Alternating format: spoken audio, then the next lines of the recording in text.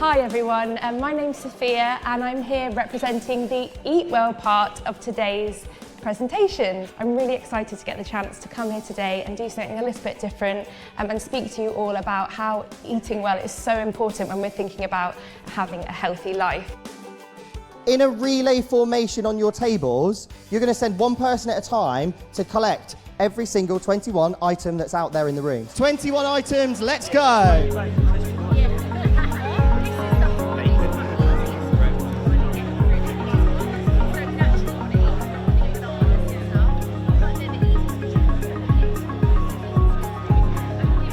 My supermarket is shut, unfortunately. It is time for us to use the ingredients that we're able to purchase.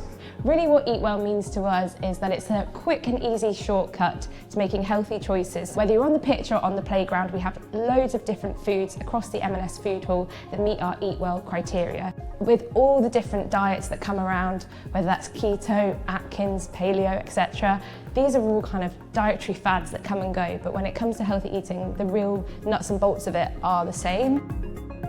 We're going to give you 5 minutes to really think about all the different types of foods that link into those areas of proteins, carbohydrates, and fruit and vegetables. The final thing to think about, if you have time to do that, is why might we encourage players to eat that type of food? And I don't mean our Lions, our Lionesses, our para teams. I mean the players that you deal with week in, week out in that grassroots community.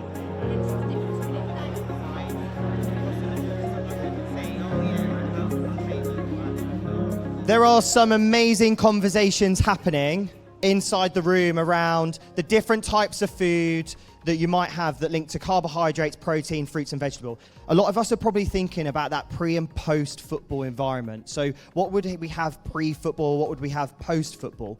I really want you to invite you to really consider what does that look like in the week? Not necessarily on a Saturday morning just before they're going to play football or straight away after they've played in that evening. What does that look like around in the week?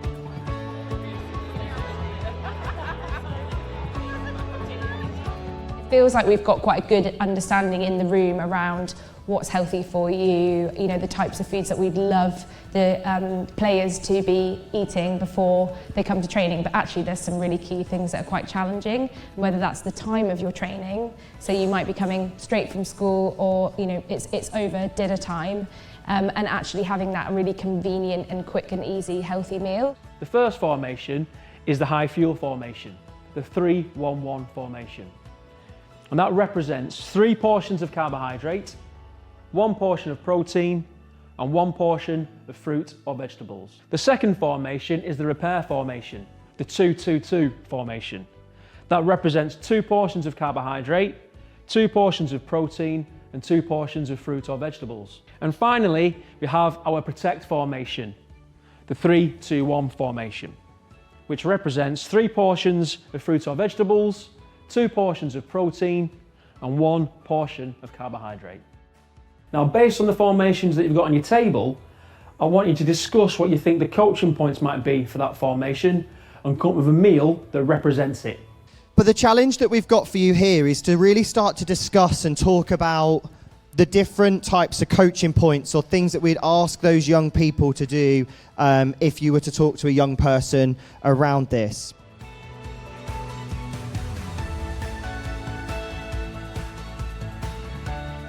It's not the coaching points of telling them to do something like, oh, you eat this instead of that. You know that 12 to 16-year-olds will look at you, laugh at you. It goes through one ear and goes out the other. So the coaching points is like how it would be on the grass. How do you ask effective questions to the players on the pitch? If you want them to learn to turn or open their body, like something very basic in football that we all probably understand, we don't ever tell them and say, oh, you need to do this and this.